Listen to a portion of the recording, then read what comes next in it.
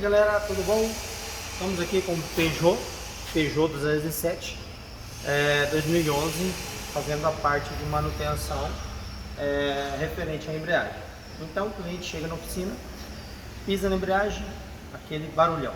Então a gente vai investigar, né? Realmente a gente tem que tirar a caixa de transmissão, né? Para a gente estar vendo essa parte de barulho. Então a gente já retirou a parte do câmbio aqui, né? Então a gente vai ver a razão do barulho. Olha para vocês verem, ó, as bolinhas na hora que arrancou, caiu tudo no chão aqui, ó. Podem ver aqui, ó, tá pegando aqui ao vivo e a cores para vocês. Aí, ó, a hora que arrancou a caixa, caiu essas bolinhas aqui no chão. Então ela vai aqui dentro, pessoal, ó. Então ela vai aqui dentro aqui, ó. Então aquele barulhão era o rolamento da embreagem. Então aqui a gente já está examinando aqui, né? Provavelmente vai ter que tirar o garfo também, né?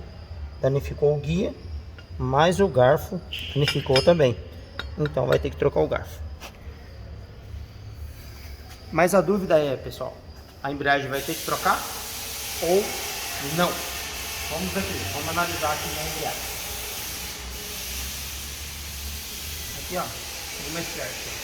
Então, aonde esse rolamento aqui, ó, danificado, o rolamento danificado trabalhou, então ele danificou aqui as espiras aqui as membranas, né, desculpe, as membranas do platô. Então a gente vai ter que trocar sim a embreagem aí para ficar uma embreagem novinha.